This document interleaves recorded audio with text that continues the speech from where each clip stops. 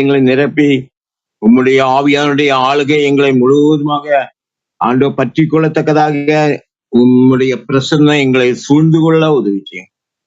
நாளும் அன்றே ஜெபங்கள் ஆண்டவரே, பாடல்கள் ஆண்டவரே, கதாவே, செய்திகள் எல்லாவற்றையும் ஆர்வம் முடிவு மட்டும் உம்முடைய ஆசீர்வாதம் சூழ்ந்து கொள்ள உதவி செய்யும்.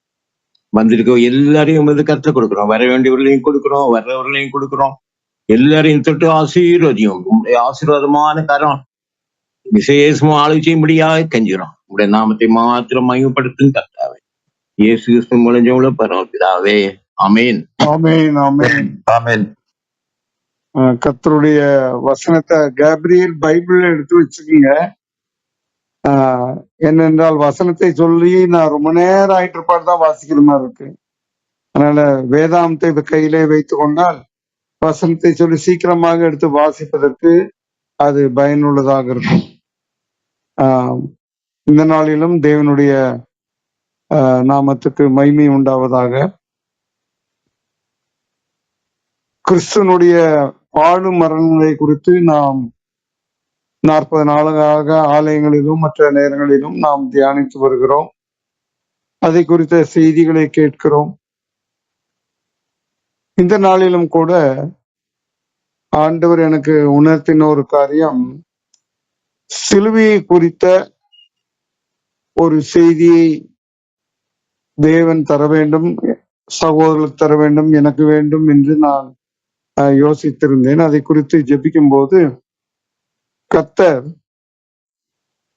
இந்த நாளின் செய்தியாக சிலுவையின் உபதேசம் நமக்கு என்ன கற்றுக் கொடுக்கிறது என்பதை ஆண்டவர் உணர்த்தினார்.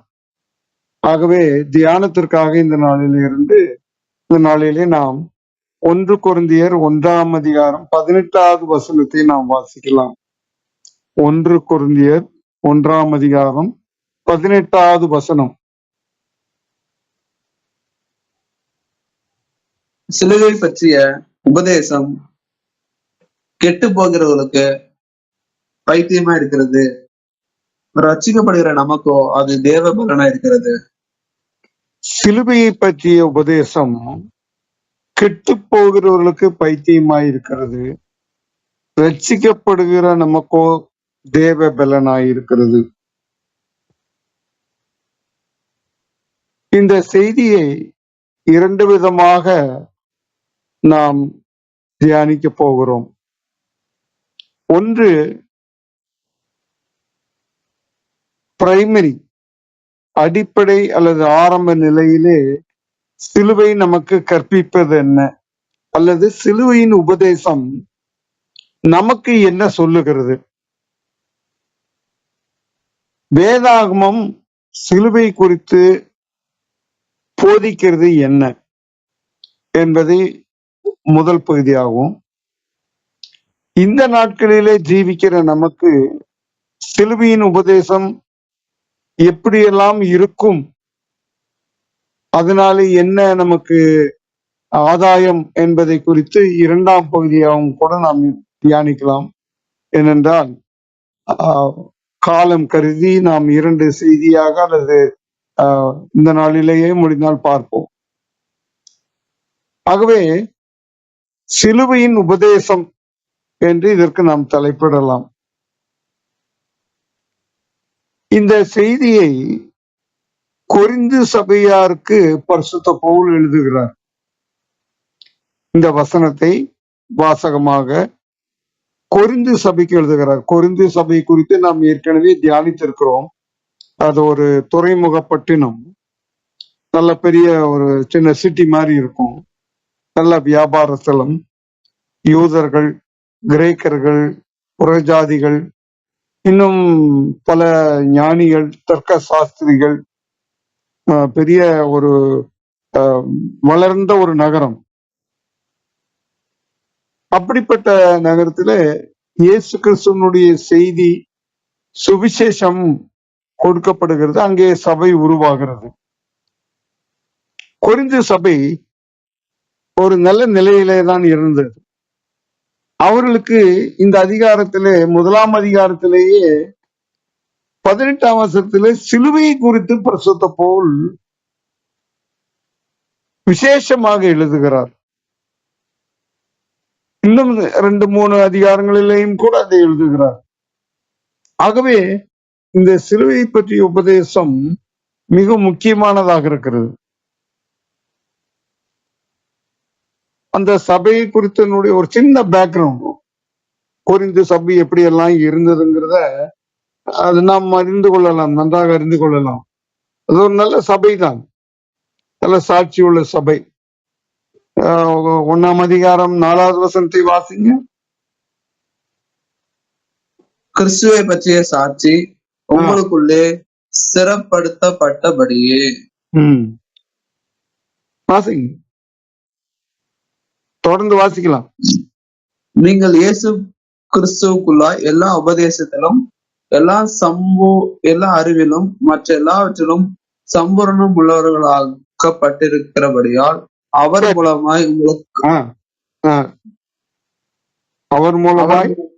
உங்களுக்கு அளிக்கப்பட்ட தேவ கிருபைக்காக. ஆமா, 3 வேகமாக செல்கிறேன்.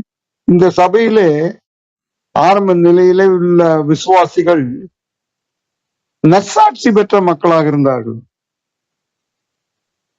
கிறிஸ்துவை பற்றிய சாட்சி அவர்களை பார்க்கும்போது, அவர்களுடைய வாழ்க்கையை பார்க்கும்போது அந்த சாட்சி நன்றாக இருந்திருக்கிறது.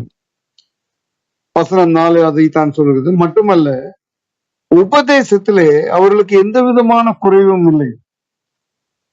பரிசுத்த பவுல் தன்னுடைய அனுபவத்தின் மூலமாக தேவனிடத்திலிருந்து பெற்ற சத்தியங்களை செய்தியாக, அதாவது உபதேசமாக கொடுக்கிறார், உபதேசிக்கிறார். அவ்வப்பொழுது அங்கே தங்கியிருந்து அல்லது செய்தி கடிதங்கள் மூலமாக, நிருபங்களின் மூலமாக கொடுத்தபடினாலே ஆவிக்குரிய வளர்ச்சியிலே, ஆவிக்குரிய காரியங்களிலே அவர்களுக்கு எந்த விதமான குறைவும் இல்லை. ஆவிக்குரிய போஜனம் நன்றாகத்தான் இருக்கிறது. அது மட்டுமல்ல, அந்த சபையிலே விசுவாசிகள், குடும்பத்தின் மக்கள் ஒரு தேவ கிருபை பெற்றவர்களாக இருந்திருக்கிறார்கள். 6வது வசனத்திலே அப்படித்தான் நாம் முடிகிறது. தேவனுடைய கிருபையை பெற்ற சபை, தேவனுடைய கிருபையை பெற்ற மக்கள், தேவனுடைய கிருபையை தாராளமாக பெற்றுக்கொண்ட விசுவாசிகள் இருக்கிறார்கள். அப்படிப்பட்ட ஒரு நல்ல திருச்சபையாக ஆரம்ப நாட்களிலே அது இருந்திருக்கிறது. அப்போ அங்க என்ன குறை அப்படின்னு பார்த்தோம்னா, பாசிட்டிவ் ஆஸ்பெக்ட் எப்படி இருந்தோ அதே மாதிரி சில நெகட்டிவ் காரியங்கள் இருக்குது. எதிர்மறையான காரியங்களும் அந்த சபையில இருக்கிறது வளர ஆரம்பிக்கிறது. ஒரு சபை வளரும் போது ஆவிக்குரிய காரியங்களிலே வளர்ச்சி இருக்கிறது. அதே போல சத்ரு அந்த வளர்ச்சியை தடுப்பதற்கு பல விதங்களிலே முயற்சிக்கிறான். நெகட்டிவ் காரியங்கள் இருக்குது, எதிர்மறை காரியங்களும் இருக்கிறது. நீங்க 10ஆம் வசனத்தை வாசிங்க. 1ஆம் அதிகாரம் 10ஆம் வசனம். சகோதரரே, நீங்கள் எல்லாரும் ஒரே காரியத்தை பேசவும், பிரிவினைகள் இல்லாமல் ஏக மனதும் ஏக யோசனையும் உள்ளவர்களாய் சீர் பொருந்தி இருக்க வேண்டும் என்று நம்முடைய கர்த்தராகிய இயேசு கிறிஸ்து நாமத்தினாலே உங்களுக்கு புத்தி சொல்கிறேன். இங்க புத்தி சொல்கிறார் 10ஆம் வசனத்துல. அதைத்தான் நாம் பார்ப்போம். அங்க ஒரு மனம் இல்லாத ஒரு நிலை இருக்கிறது. இந்த சபை நன்றாக இருந்தது, ஆனால் நாட்கள் ஆக ஆக ஆக அங்கே உள்ள சகோதரர் மத்தியிலே, சகோதரிகள் மத்தியிலே, குடும்பங்களிலே அந்த ஏக சிந்தை, ஒரு மனம் இல்லை, பிரிவினையின் ஆவி இருந்தது. Division, the spirit of division force, அப்படி ஒரு காரியம் இருந்தது. அது தேவனுடைய சித்தம் அல்ல. அடுத்தது என்னன்னா, ஒரு சீரான வாழ்க்கை இல்லை. அங்க நினைச்சா ஜெபம் பண்றது, நினைச்சா தேவ வசனத்தை கேட்கறது, விரும்பினா ஆண்டவருடைய ஆலயத்துல தேவனை தொழுது கொள்வது, ஜெபத்திலே கலந்து கொள்வது, இந்த மாதிரி ஒரு ஒழுங்கீனமான ஒரு சீரற்ற சபையாக அது மாற ஆரம்பிக்கிறது. அந்த டிவிஷன் ஏன் வருது அப்படின்னு பார்க்கும்போது அது மாத்திரம் இல்ல, அடிக்கடி வாக்குவாதங்கள் வருகிறது.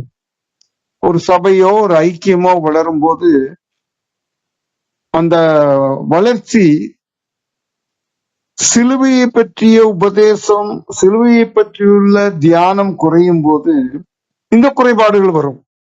அதைத்தான் அவர் 18வது வசனத்திலே சொல்ல விரும்புகிறார். வாக்குவாதங்கள் வருகிறது. வாக்குவாதம் எதனுடைய அடையாளம்?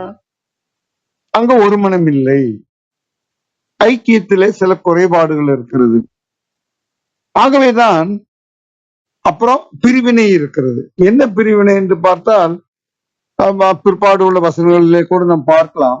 நான் அப்போலோவை சார்ந்தவன், நான் பவுலை சேர்ந்தவன், நான் எனக்கு கிறிஸ்து மாத்திரம் போதும். இப்படி அவர்களுக்குள்ளே அந்த பிரிவினையின் ஆவி அதிகமாக வெளிப்பட்டது. அது ஒரு பொல்லாத ஆவி, ஐடல் வர்ஷிப் மாதிரி. அதோடு கூட உபதேசத்திலும் கூட அவர்கள் வித்தியாசமாக நினைத்தார்கள். பவுல் பிரசங்கம் இப்படி, அவருடைய பிரசங்கம் இப்படி, அந்த மாதிரி சில காரியங்கள். அது மட்டுமல்ல, இன்னொரு முக்கியமான ஒரு காரியத்தை கூட நம்ம பார்க்கணும்னா, அவர்கள் வேதத்தை குறித்த காரியங்களிலே உள்ள வாக்குவாதங்கள் அதிகமாக இருந்தது. தேவ ஞானத்துக்கு எடுத்த காரியங்கள் இதெல்லாம் அங்க கொஞ்சம் பெருமையின் ஆவி இருந்தது. அவர்கள் பவுலை சேர்ந்தவன், அப்போலோவை சேர்ந்தவன் என்று சொன்னாலும் கூட இன்னொரு காரியத்திலே அவர்களுக்குள்ளே ஒரு பெருமை என்றால் ஞான ஸ்நானத்தை குறித்த ஒரு காரியம் இருந்தது. அதிலே நான் அதிகமாக சொல்ல விரும்பவில்லை. 14ஆம் வசனத்திலிருந்தே பார்க்கலாம். 14 17 வரைக்கும் பாத்தீங்கன்னா ஞான ஸ்நானத்தை குறித்து, நான் பவுலின் கையினாலே ஞான ஸ்நானம் பெற்றேன், இப்படி எல்லாம் சொல்றாங்க. பவுலுக்கு ரொம்ப, அதாவது ஒரு தனிப்பட்ட மனிதனுக்கு புகழ்ச்சியை கொடுக்கிறாரு. அதைத்தான் ஐடியல் வர்ஷிப்னு சொன்னேன். ஐக்கியத்திலே அப்படி இருக்கக்கூடாது. தேவனுடைய மனுஷன்தான், தேவனுடைய வார்த்தைகளை கொடுக்கிறவர் தான். அப்போலோவானாலும் சரி, பவுலோ ஆனாலும் சரி, வேறு யாரானாலும் சரி, பேதுருவானாலும் சரி, நான் கேபாவை சேர்ந்தவன். அந்த நாட்களிலே இப்படி பர்சனாலிட்டி, தேவர் ஆஃப்டர் பர்சனாலிட்டிஸ். அவங்க கையில ஞான ஸ்நானம் பெற்றேன். இன்னும் பரிசுத்த போல் அதை குறித்து சொல்லும் போது என்ன சொல்லுகிறார் என்றால், ஆண்டவர் ஞான ஸ்நானத்தை கொடுக்கும்படின்னு நான் அனுப்பல, சுவிசேஷத்தை அறிவிக்கவே என்னை அனுப்பினார் என்று சொல்லுகிறார். சில குடும்பத்தின் மக்களுக்கு அவர் ஞான ஸ்நானம் கொடுத்திருக்கிறார். நீங்க 14 17 வரைக்கும் வாசிங்கன்னா தான் வரும். சில குடும்பத்தாருக்கு கொடுத்திருக்கிறார், சிலருக்கு கொடுக்கவில்லை, வந்திருந்தும் அவர் கொடுக்கவில்லை. அதுக்காக அவர் தேவனை ஸ்தோத்திரிக்கிறார். பவுலினுடைய முக்கியமான வேலை இவாஞ்சலிஸ்டிக்கல் ஒர்க், கிறிஸ்துவுக்காக ஆத்துமாக்களை ஆதாயம் பண்ணுவது, சபைக்கு ஏராளமான மக்களை கொண்டு வருவது, தேவனுடைய ராஜ்யத்துக்கு மக்களை கொண்டு வருவது, இதுதான். ஆகவேதான் அது பரிசுத்த போல் அது எல்லாம் அறிந்து, கேள்விப்பட்டு அறிந்து என்ன பிரச்சனை என்று பார்க்கும்போது தேவன் அவருக்கு வெளிப்படுத்துகிறார். அதை அவர் கடிதத்தின் மூலமாக சொல்லுகிறார். அதைத்தான் நாம் தேவ வசனத்திலே நாம் பார்க்கிறோம். இந்த சபைக்கு சிலுவையின் உபதேசம் இல்லை, சிலுவையை குறித்த மேன்மை இல்லை. அப்ப இவங்களுக்கு என்ன பிரசங்கம் பண்றது? அடிக்கடி சிலுவை குறித்த தியானமோ, சிலுவை குறித்த பிரசங்கமோ, சிலுவை குறித்த எண்ணங்களோ நம்மிடத்துல இல்லை என்றால், ஐக்கியத்திலே இல்லை என்றால், நிச்சயமாக அந்த ஐக்கியம் ஒன்று குளிர்ந்து போய்விடும், அனல் இருக்காது, அப்புறம் ஒரு மனம் இருக்காது, தேவ அன்பு இருக்காது. இதை நான் புரிந்து கொள்ள வேண்டும்.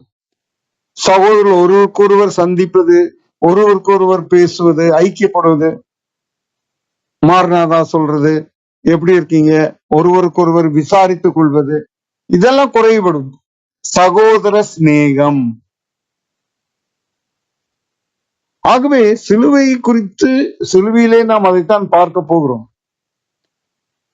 அவர்களுக்கு இதெல்லாம் இல்லாதபடினாலே தேவன் உணர்த்துகிறார், இவர்களுக்கு என்ன நான் பிரசங்கிக்கணும் அப்படின்னு பரிசுத்த பவுல் யோசிக்கிறார்.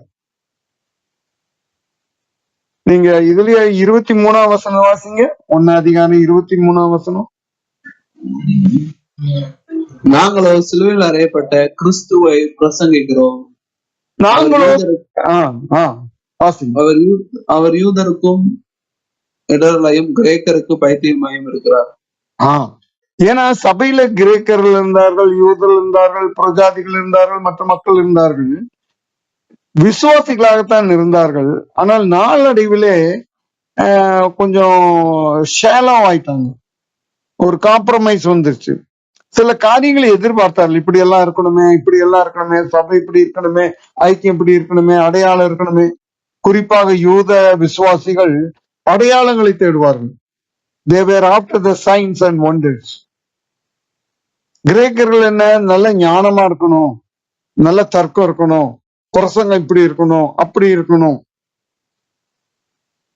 அப்ப பரிசுத்த பவுல் சொல்லுகிறார், சிலுவையிலே தான் எல்லாமே இருக்கிறது, அதை புரிந்து கொள்ளாமல் இருக்கிறார்கள் என்று சொல்லிதான் இந்த கடிதத்தை எழுதுகிறார்.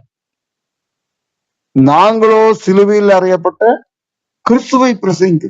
இன்னும் நீங்க 2 அதிகாரம் 2ஆம் வசனம் வாசிங்க.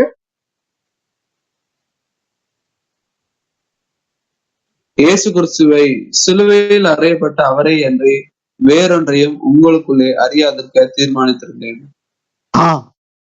One must know the cross of Jesus Christ.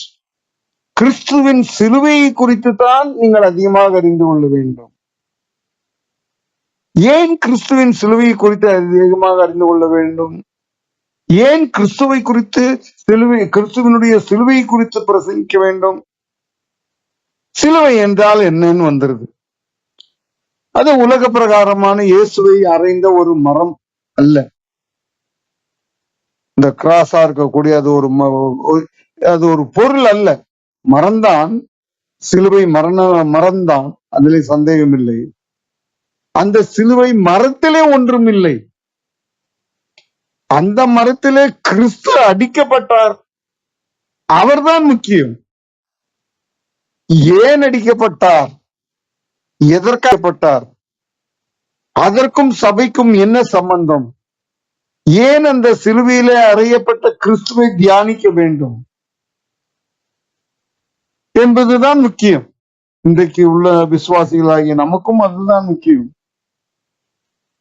யார் ஒருத்தர் அதிகமா சிலுவையை குறித்து தியானம் பண்ணலையோ, அடிக்கடி நினைக்கலையோ, அவனுடைய ஆவிக்குரிய வாழ்க்கையிலே ஒரு வெறுமை இருக்கும், ஒரு உற்சாகம் இருக்காது. நிறைய காரியங்களை பரிசுத்த பவுல் சொல்லுகிறார். The gospel we preach, Oswald J Smith என்ற பக்தன் the gospel we preach என்று எழுதுகிறார். நாங்கள் பிரசங்கிக்கும் கிறிஸ்து சிலுவையிலே அறையப்பட்டவர், அவரையே என்று வேறொருவரை குறித்தும் வேற ஒன்றையும் குறித்து நான் மேன்மை பாராட்ட மாட்டேன். பரிசுத்த பவுலும் அதை குறித்து சொல்லுகிறார். சிலுவையினுடைய மேன்மை என்ன, அதுதான் முக்கியம். இந்த நாளிலே சிலுவையினுடைய உபதேசம் என்ன? 2 காரியங்கள் இருக்குது, அல்ல 2 வகுப்பினர் இருக்கிறார்கள். முதல் வகுப்பினவர்கள் கெட்டு போகிறவர்கள். அவர்களுக்கு சிலுவையின் உபதேசம் பைத்தியமாகத்தான் இருக்கு. கெட்டு போறவங்க துணிகரமா பாவத்தில் இருக்கிறவங்க, அப்படியே பேருக்காக கிறிஸ்தவனா இருக்கிறவங்க, பேருக்காக பைபிள் வாசிக்கிறது, பைபிள் என்ன வாசித்த, ஜோம் பண்ணியா, இந்த மாதிரி கேட்டாங்கன்னு என்ன பண்றதுங்கிறதுக்காக காலண்டர்லயோ இதுலயோ மாத்திரம் பாக்குறது. ஆழமாக அதிகமாக தேவ வசனத்தின் மீது தாகம் இல்லைன்னாக்கா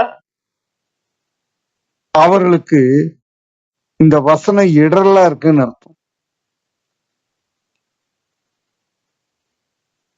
கெட்டு போகிறாங்கன்னு அர்த்தம். சீர்கெட்டு போறாங்கன்னு அர்த்தம். பின்வாங்கி போறாங்கன்னு அர்த்தம்.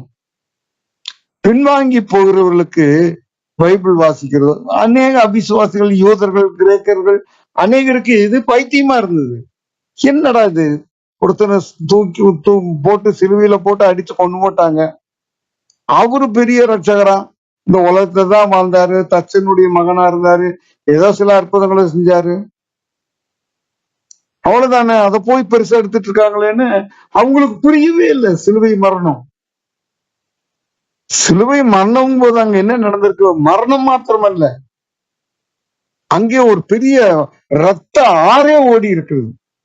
நமக்குமே என்ன யோசனை வரணும்னா, என்ன தியானிக்கணும்னா, சிலுவை என்றாலே இயேசு கிறிஸ்துனுடைய ரத்தம் எனக்காக சிந்தப்பட்ட ஒரு இடம். சிலுவை அந்த நாட்களிலே அவமானத்தின் சின்னம்.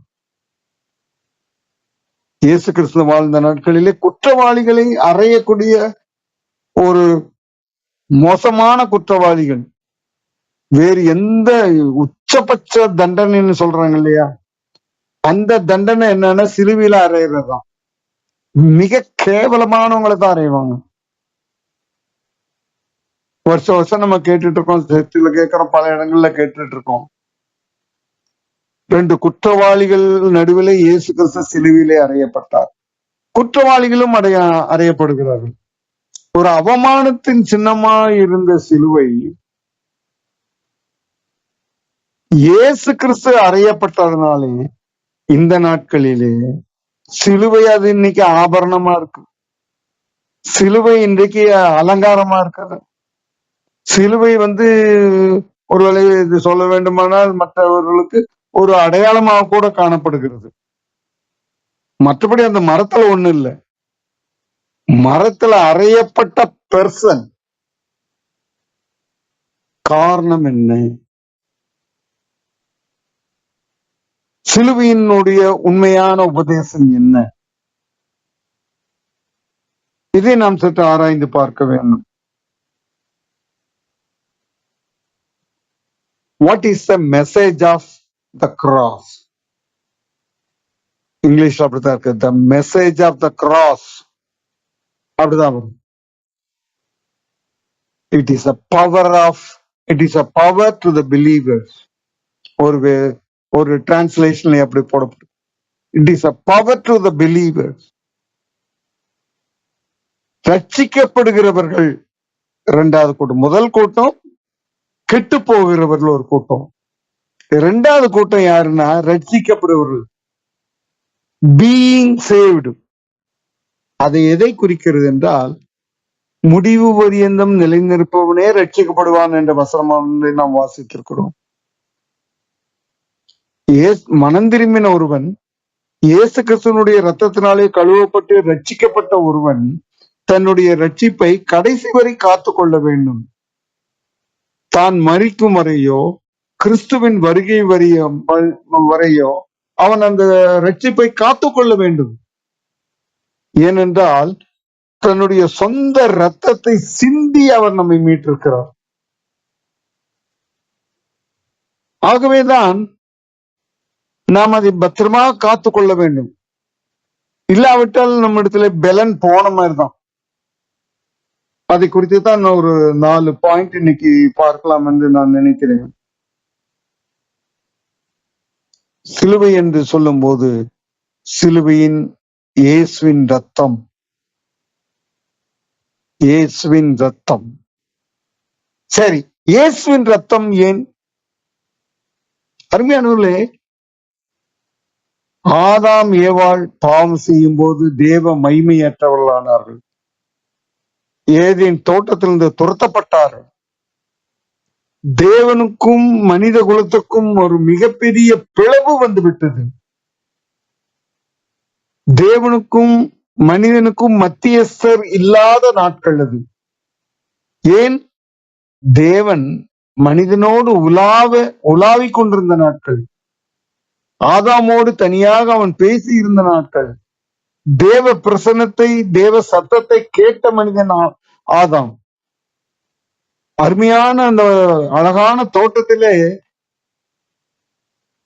அவன் தேவனுடைய ஒரு சாயலுக்கு ஒப்பாக அவன் இருந்த ஒரு மனிதன். பாவம் செய்யும் போது அங்கே பிளவு வந்து விடுகிறது. என்ன நடக்கிறது?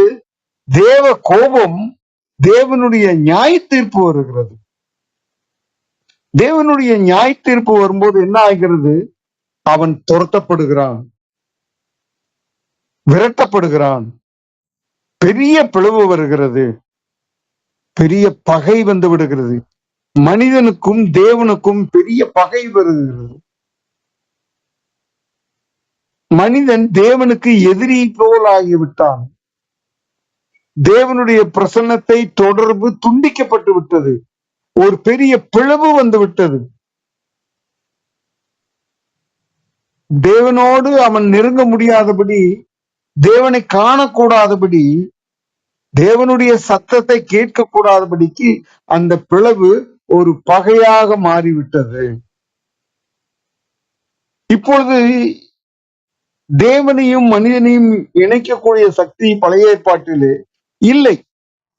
அப்கோர்ஸ் நியாயப்பிரமாணங்கள் எல்லாம் பின்னால கொடுக்கப்படுகிறது, சட்ட திட்டங்கள் கொடுக்கப்படுகிறது. மனசாட்சியின் மூலமாக தேவன் சில காரியங்களை உணர்த்தும் போது சிலர் நெருங்குகிறார்கள். ஆனாலும் அந்த தேவனுடைய சுபாவம், the nature of godliness, அதிலே பெரிய பகை இருக்கிறது. ஆகவேதான் சாத்தான் வந்து விடுகிறான். சாத்தான் இடையிலே நின்று தேவனோடு ஒட்டி உறவாடாதபடி தடுக்கிறான். இன்றைக்கு வரைக்கும் அதற்கு ஒரு விடுதலை இல்லாத அளவுக்கு இருக்கிறான். பிசாசுனாலே அந்த பகை உண்டாகிறது. இந்த பகையை ஏற்படுத்தினது யார்? சாத்தான். அருமையானவர்களே, சிலுவை என்ன செய்கிறது என்பதுதான் இப்பொழுது முக்கியம். இயேசு கிறிஸ்து இந்த உலகத்திலே வந்தார், வேறு வழி இல்லை. இந்த பிளவை சரிப்படுத்துவதற்கு, இந்த பகையை நீக்குவதற்கு ஒரே வழி ரத்தம் சிந்தப்பட வேண்டும். இது நமக்கு தெரிஞ்ச ஒரு சத்தியம் தான். மற்ற மார்க்கங்களிலும் கூட சொல்லப்படுகிறது. ரத்தம் சிந்துதல் இல்லாமல் பாவ நிவர்த்தி இல்லை. ஆகவேதான் மனுஷகுமாரனாக இந்த உலகத்துக்கு வருகிறார். மனுஷகுமாரனாக வந்து பரிசுத்தமாக வருகிறார். பிறக்கும் போதே பரிசுத்தம், வாழ்ந்திருக்கும் போது பரிசுத்தம், போதிக்கும் போது பரிசுத்தம், உபதேசங்கள், சில ஆலோசனைகள், அற்புதங்கள், அன்பின் பாவத்தை வெளிப்படுத்துகிறார். அருமையானவர்களே, தேவனுடைய அன்பை மக்களுக்கு வெளிப்படுத்தினார். பரிசுத்தமாக வாழ்ந்து காட்டினார். வல்லமையோடு வாழ்ந்து காட்டினார். பிசாசுகளை துரத்தினார். மக்களிடத்தில் இருந்த பிசாசுகளை துரத்தினார். அப்படியே மரித்து இருந்தால், அவருடைய நாட்கள் 33 வருஷம் இருந்தார். அவர் தானாக சிலுவையிலே அடிக்கப்படும் வரைக்கும் உள்ள காரியத்தை சொல்கிறேன். இவ்வளத்தையும் செஞ்சார். எத்தனையோ இந்த உலகத்திலே மகான்கள் தோன்றியிருக்கிறார்கள். இந்தியாவிலே விவேகானந்தர் இருந்தார், இலங்கையிலே புத்தர் இருந்தார். இவங்கெல்லாம் வந்தாங்க, சரித்திரத்தில் இருக்கிறார்கள். வந்தாங்க, ஆசையை வெறுத்தாங்க, நல்ல வாழ்க்கை வாழ்ந்தாங்க, அமைதியா இருந்தாங்க, தியானம் பண்ணாங்க, அற்புதங்களை செஞ்சாங்க, சமாதானம். அவங்களை பார்த்தா சாந்தி, சமாதானம் வந்தது. எவ்வளவு செஞ்சாங்க, செத்து போயிட்டாங்க, அவ்வளவு. இயேசு கிறிஸ்து அப்படிப்பட்ட சாவிலே போகவில்லை. அவருடைய நோக்கம் அதுவல்ல. ஒரு மகானாக வாழ்ந்து காட்டுவது, மனித குலத்துக்கு ஒரு மாதிரியை வாழ்ந்து காட்டுவது, வாழ்ந்து காட்டினார். ஆனால் அத்தோடு அவர் மறைந்து விடவில்லை. He never disappeared. He never had a normal death. சிலுவை மரணம். ஏன் சிலுவை மரணம்? மனித குலத்துக்கு ஒரு மீட்பு வேண்டும். அது ரத்தம் சிந்தானால்தான் முடியும். தான் தான் சிந்தப்படணும்.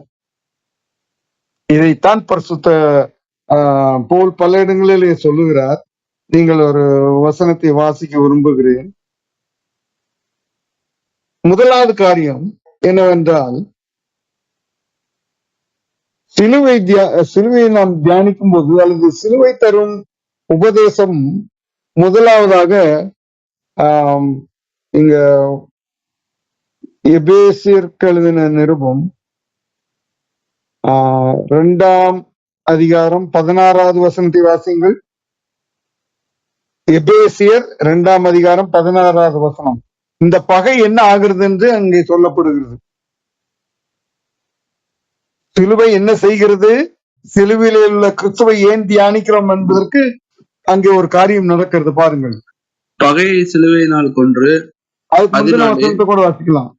சட்ட திட்டங்களாகிய நியாய பிரமாணத்தை தம்முடைய மாம்சத்தினாலே ஒழித்து இரு ம். திறத்தாரையும் தமக்குள்ளே ஒரே புதிய மனுஷனாக சிருஷ்டித்து இப்படி சமாதானம் பண்ணி பகையை சிலுவையினால் கொன்று அதனாலே இரு திறத்தாரையும் ஆ, வாசிங்க. அதனாலே இரு திறத்தாரையும் ஒரே சரீரமாக தேவனுக்கு ஒப்புரவாக்கினார்.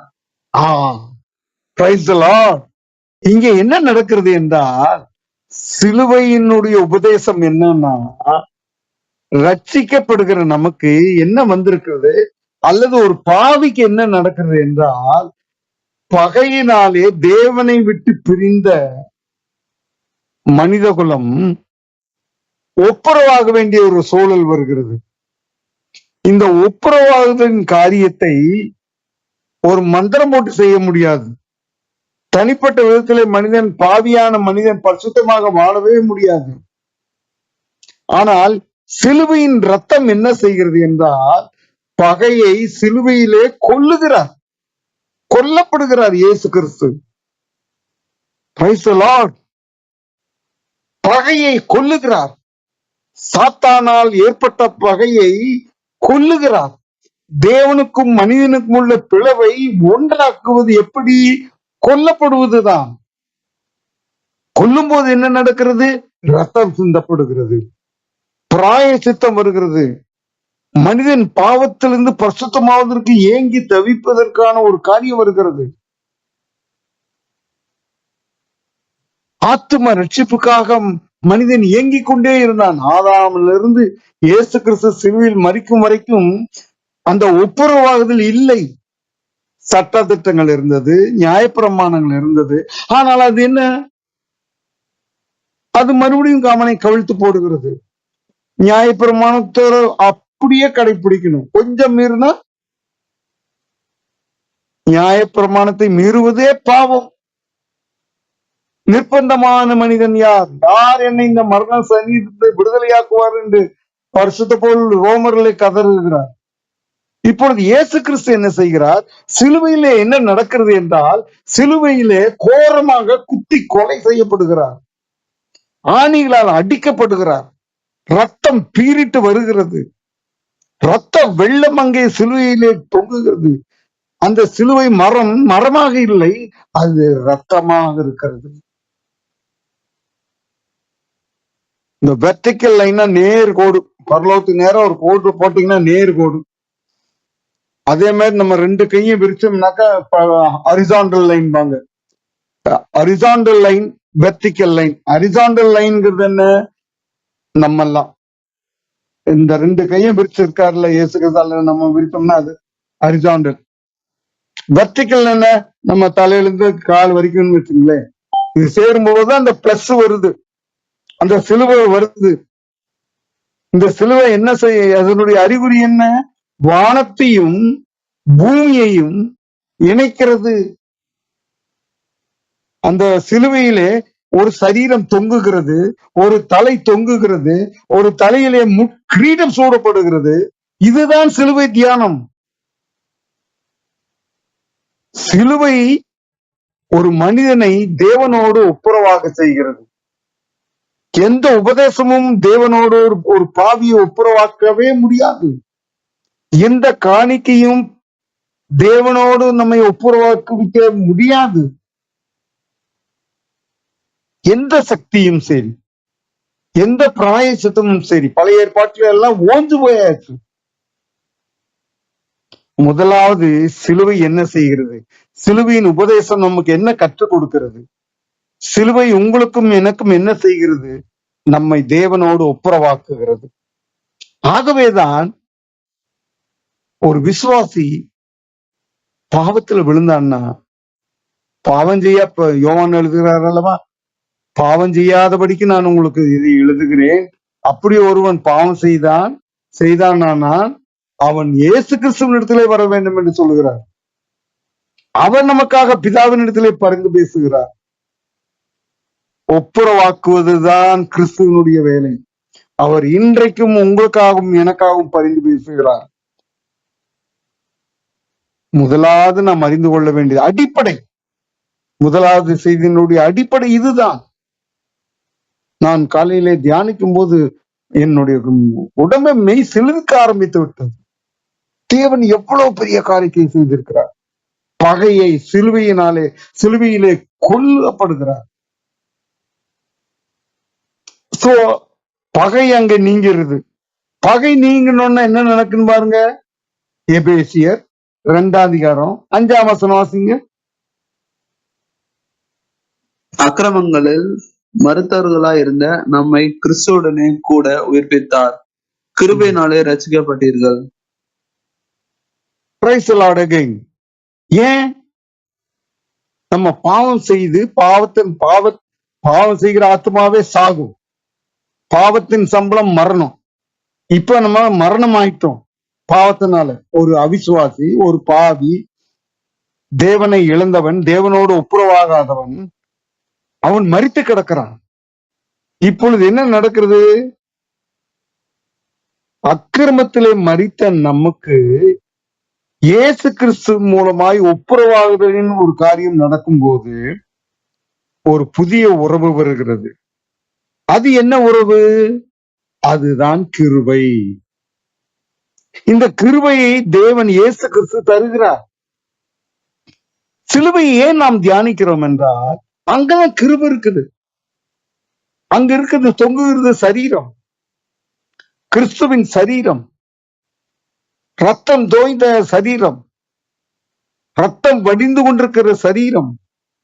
விழாவிலே இருந்த ரத்தம், கால்களில் இருந்த ரத்தம், கைகளில் இருந்த ரத்தம், நெத்தியில் இருந்த ரத்தம், தலையில் இருந்த ரத்தம் வழிந்து ஓடிக்கொண்டிருக்கிறது. அப்படித்தான் நமக்கு கிருபை வருகிறது. அந்த கிருபை என்ன செய்கிறது? ஒருத்தன் மரித்து கிடக்கிறான் பாவத்தினாலே மரித்து கிடக்கிற ஒருத்தன்மே அந்த ரத்தம் விழுகிறது. அந்த ரத்தம் விழும்போது அக்கிரமங்களினாலும் பாவங்களினாலும் மரித்து, 1 வாசிங்க. எபேசியர் 2:1. அக்கிரமங்களினாலும் பாவங்களினாலும் மருத்துவர்களாய் இருந்த உங்களை உயிர்ப்பித்தார். அக்கிரமத்தினாலும் பாவத்தினாலும் மரித்து கிடக்கிறான். இப்பொழுது சிலுவையிலிருந்து ஒரு சொட்டு ரத்தம் வருகிறது, அவனுக்கு உயிர் வருகிறது. ஏன் உயிர் வந்தது? அந்த ரத்தம் சிந்து நம்ம மேல் சிந்தப்படும் போது கிருபை, தேவன் கிறிஸ்துவின் மூலமாக கிருபை வருகிறது. கிருபை வந்தவுடன் என்ன வருகிறது? அடுத்தது அந்த 5 கடைசி பகுதி, கிருபையினாலே ரட்சிக்கப்பட்டீர்கள். கிருபையினாலே ரட்சிக்கப்பட்டீர்கள். இன்னும் 1 Corinthians 6:12 நினைக்கிறேன், அதுலயும் வரும், கழுவப்பட்டீர்கள் வரும். அப்பொழுது இரண்டாவது அந்த ஒப்புரவாகுதல் ஆயிட்ட பிற்பாடு இயேசுவின் ரத்தம் நம்ம மேல் படும்போது கிருபை வருகிறது, ரட்சிப்பு வருகிறது. ஒப்புரவாகுதல் ரட்சிப்பை நமக்கு கொண்டு வந்திருக்கு. அதனால்தான் யோவான் சொல்லுகிறார், நம்முடைய பாவங்களை நாம் அறிக்கையிட்டால் பாவங்களை நமக்கு மன்னித்து, அதே மாதிரி அவருடைய குமாரனா இயேசு கிறிஸ்துவின் ரத்தம். இன்னும் நீங்க ரோமர் 5 1 வாசிங்க.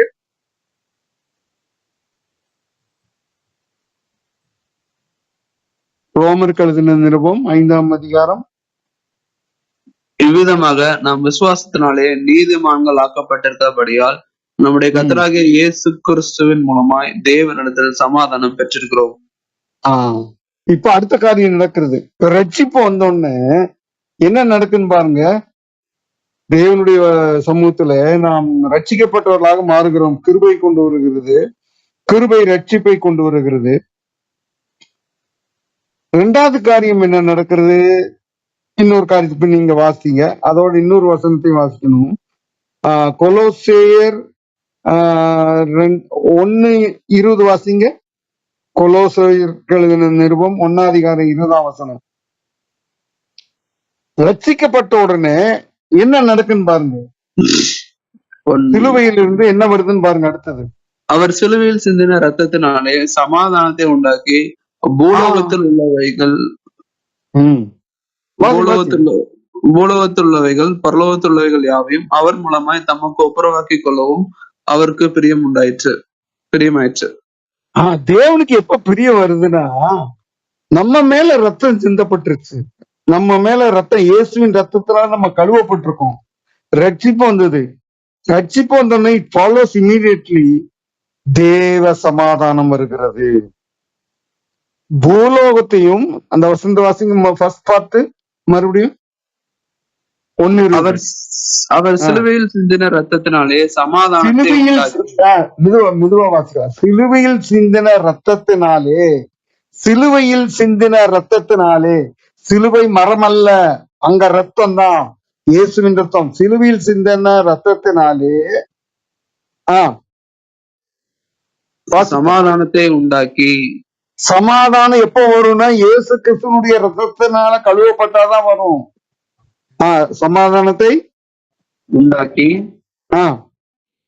பூலோகத்தில் உள்ளவைகள், பூலோகத்தில் உள்ள நீங்களும் பரலோகத்தில் உள்ளவைகள் யாவையும், பரலோகத்தில் உள்ள யாவையும், தேவாதி தேவன் தூதர்கள் எல்லாரும் அவர் மூலமாய் தமக்கு ஒப்புரவாக்கி கொள்ளவும் அவருக்கு பிரியமாயிற்று.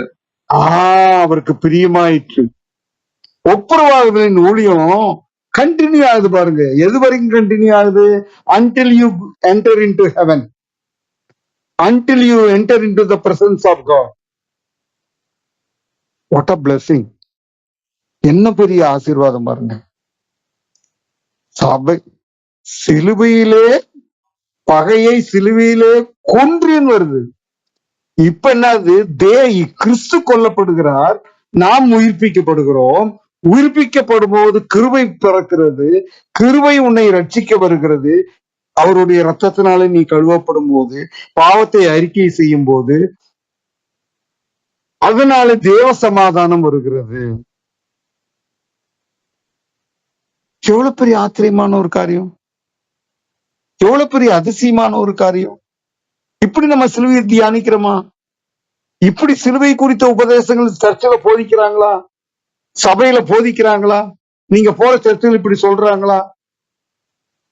உங்களுடைய ஆவியை எழுப்பத்தக்கதாக, நீ மறுத்து கெடுக்கிறியே, நீ பாவத்தில் இருக்கிறியே, உனக்கு சமாதானம் இல்லாம இருக்க, எப்படி உனக்கு சமாதானம் வரும்? கிறிஸ்துவை பார், சிலுவையை பார், ரத்தத்தை பார். அந்த தேவ தரிசனம் வரணுமே.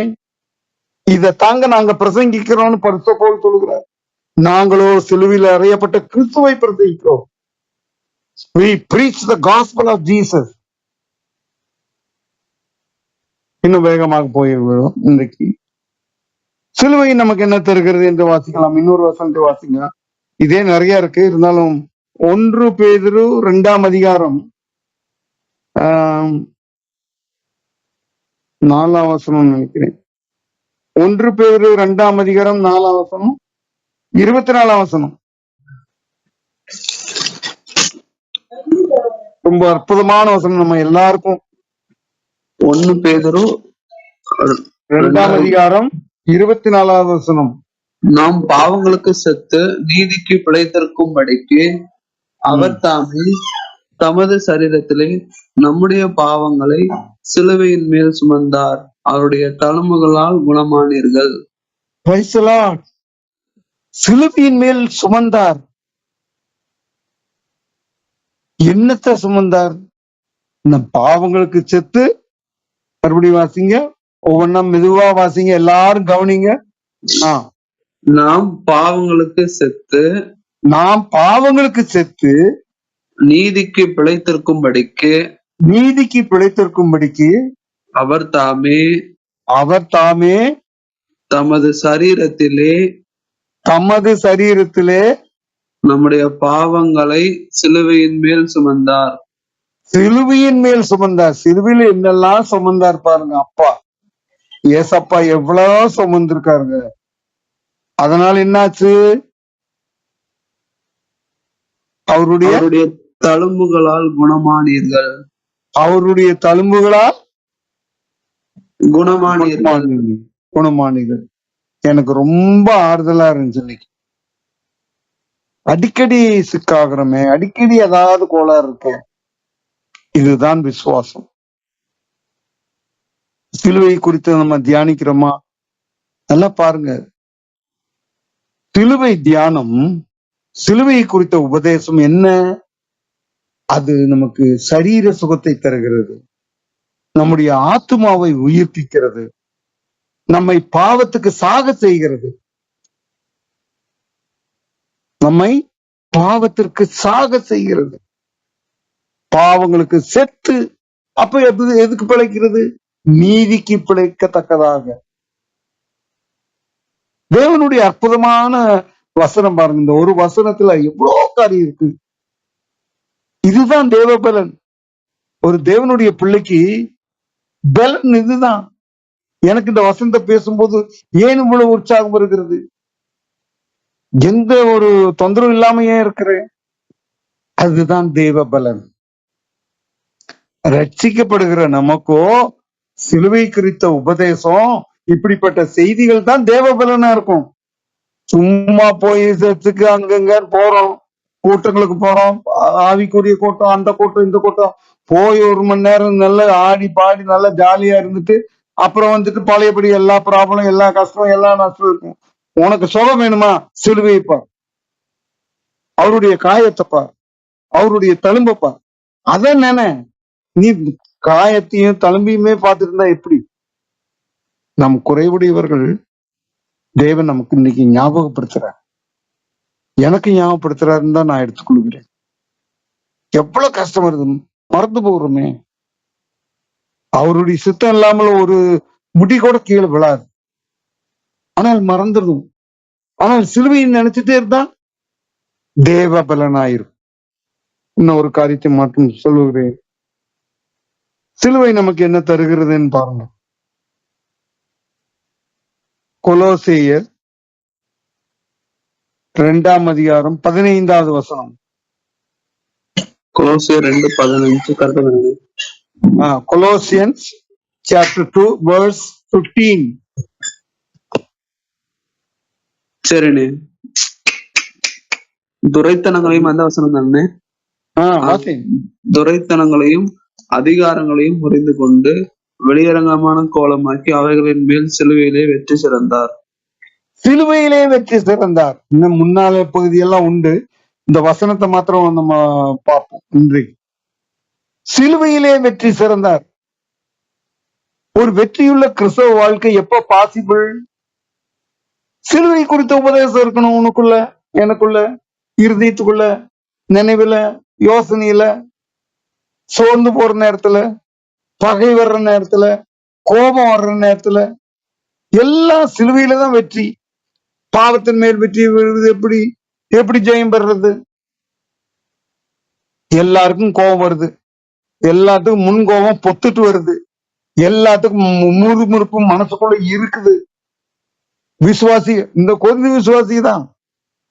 அதை காட்டிலும் நம்ம இன்னும் மோசமா தான் இருப்போம். எவ்வளவு முறுமுறுப்பு வருது, எவ்வளவு கோபம் வருது, காட்டவே மாட்டோம். சிலருக்கு முகம் காட்டி கொடுத்தணும், சிலருக்கு வாய் காட்டி கொடுத்தணும். இந்த வாய் எப்படி கோபத்துல பேசுது, கொப்பளிக்குது. விசுவாசி குடும்பத்துக்குள்ள என்ன சண்டை, என்ன மிஸ் அண்டர்ஸ்டாண்டிங், புருஷனுக்கும் மனைவிக்கும் நினைச்சா சண்டை வந்துருதே, அடிக்கடி வந்துருதே. சிலுவையை பார்த்தோம்னா வருமா? பெரிய வெள்ளிக்கிழமை போயிட்டு ஃபாஸ்டிங் பண்ணிட்டா போதுமா? What is the real meaning of seeing? Look at the cross. சிலுவையை பார், உனக்கு வெற்றி வரும். உன்னுடைய பிசினஸ்ல என்னாலும் சரி, வாழ்க்கைனாலும் சரி, படிப்புலனாலும் சரி, போராட்டத்தினாலும் சரி, சிலுவையை நோக்கிப்பார், கல்வாரியை நோக்கிப்பார். சிலுவையிலே வெற்றி சிறந்தார். சிலுவையிலே வெற்றி இருக்குது. வேற எங்கேயும் தேடாதீங்க, மனுஷனை தேடாதீங்க, புக்கை தேடாதீங்க, பைபிளை வாசிங்க, தேவனுடைய வசனத்தை வாசிங்க, அதை தியானிங்க, அதை யோசிங்க. வாசி, யோசி, நேசி, பற்றிக்கொள். சிலுவையிலே வெற்றி சிறந்தார். சொல்லணும். நம்முடைய வாழ்க்கையில இவ்வளவு வருஷங்களாச்சு, தினந்தோறும் நம்ம வெற்றியுள்ள வாழ்க்கை வாழணும். நம்முடைய ஓட்டத்தை நாம் முடிக்க வேண்டும். ஓட்டத்தை முடிக்கிறதுக்கு ஒரு ஒரு ஒரு 10 நிமிஷத்துல நம்ம முடிய போதா, அந்த 10 நிமிஷத்துக்கு முன்னாலே நம்ம தோத்துட்டு முன்ன அர்த்தம். நமக்குள்ள மார்க் என்ன, நமக்குள்ள வெற்றி கோடு தாண்டலன்னு எப்படி? வெற்றி கோடுன்னு ஒரு கோடு போட்டு வச்சிருக்காரு ஆண்டவர். அது வரைக்கும் நம்ம ஓடித்தான் தீரணும். அதுக்கு முன்னாலேயே சோர்ந்து போய் படுத்துட்டு எப்படி? சோறு செடிங்களை போதும் கத்தாவே, நாட்டுமாவை எடுத்துக்கொள்ளும். எத்தனையோ முறை அந்த நினைவுகள் வருகிறது. அப்பதான் யோசிச்சேன், இன்னைக்கு சிலுவையிலே வெற்றி சிறந்தார். சிலுவை அவமானத்தின் சின்னம் இப்பொழுது வெற்றியின் கம்பமாக இருக்கிறது. இந்த கிறிஸ்டியான் மோட்ச பிரயாண புஸ்தகத்துல பாத்தீங்கன்னா அந்த படம் போட்டிருப்பாங்க, பெரிய சிலுவை இருக்கும். அது கிறிஸ்டியான அந்த பாவ மூட்டை எல்லாம் சுமந்துட்டு போகும்போது அந்த சிலுவையை தொட்ட உடனே அது விழுந்து அவரு டபக்குன்னு உள்ள ஒரு கதை மாதிரி இருக்கும், போயிருவாரு. வெற்றி வெற்றி வெற்றி வெற்றின்னு. சிலுவையிலே வெற்றி சிறந்தார். நமக்கு சுகம் தருகிறார், வெற்றியை தருகிறார், சுகத்தை தருகிறார், சமாதானத்தை தருகிறார், ரட்சிப்பை தருகிறார். இந்த 1 அதிகாரம் கடைசி வசனத்து மாத்திரம் வாசிங்க.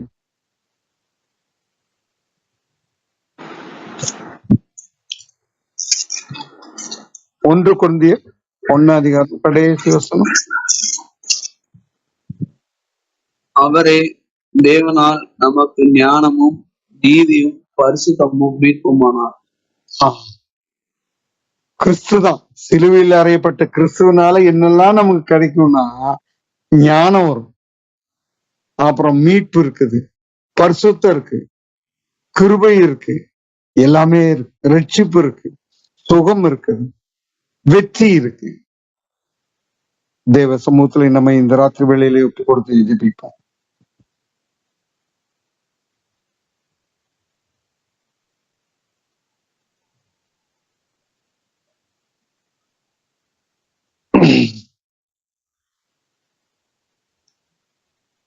சிலுவை சுமந்த உருவம், சிந்தின ரத்தம் புரந்தோர்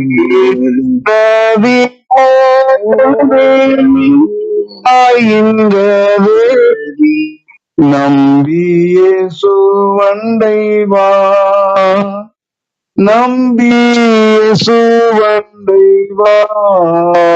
ஆமாண்டூரே, உம்முடைய சமூகத்துல வந்திருக்கிறோம் அப்பா. எங்களுடைய ஐக்கியம் ஆண்டவரே,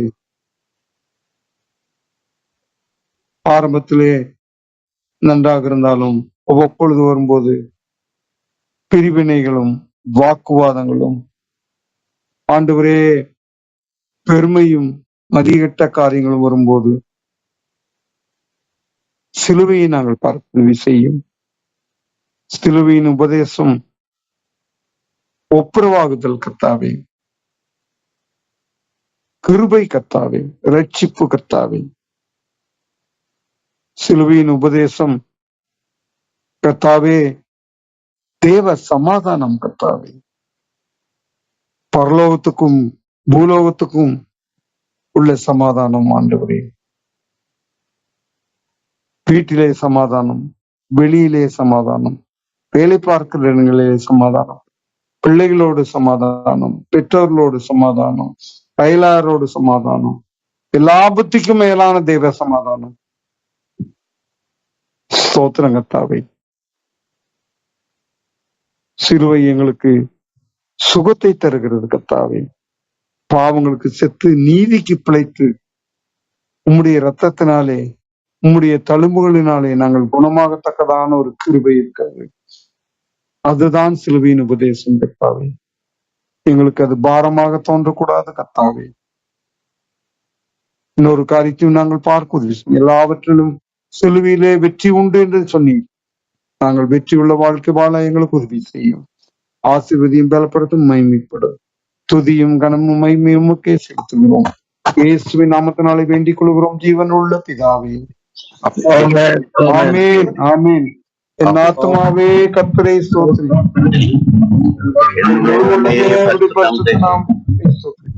என் ஆத்துமாவே கர்த்தரை அவர் செய்த சகல பலரும் மறவாது. ஆமென்.